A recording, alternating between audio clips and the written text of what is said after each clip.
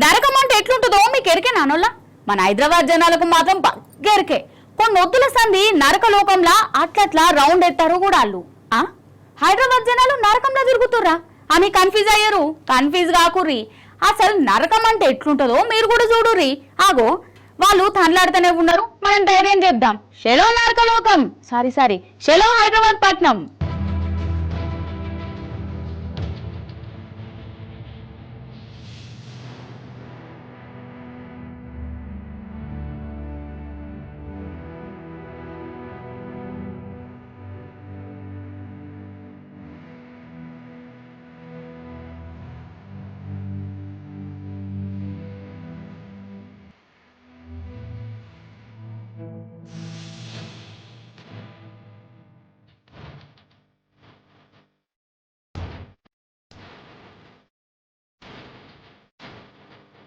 చూస్తుర్రా, ఓ దిక్కు వాన, ఇంకో దిక్కు వరద, నడిమిట్లా కిలోమీటర్ల పొడుగుత ట్రాఫిక్. ఏరియానే ఆగిపోయినాయి, తొవ్వలు బంద్ అయినాయి. అసలు ఇళ్లకు పోతమా పోమా అని గదగద వణికిర్రు. మన హైదరాబాద్ లా ట్రాఫిక్ తక్లీఫ్లు వాన కొట్టినప్పుడు ట్రాఫిక్ ఉంటది కాదంటలేను, నేను గింత అధ్వానం అనోళ్ళ 2-3 కిలోమీటర్ల దూరానికి 5-6 గంటలు పడుతుందా?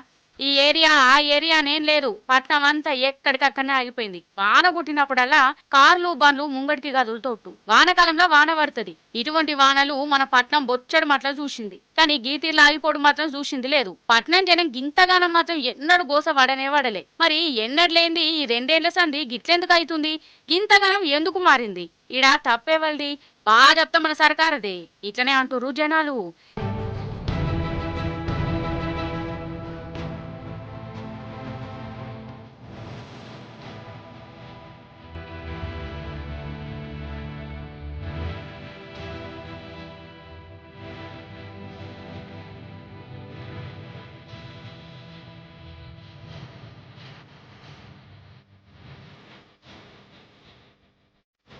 వాన పడుతుంది వరదత్తది అని అటు వాతావరణ శాఖలు గంటకు చెప్తూనే ఉన్నారు. మరి అసంటప్పుడు ముందు చూపు ఉండాలనా అద్దా? ముందు చూపు లేదు, వెనుక చూపు లేదు.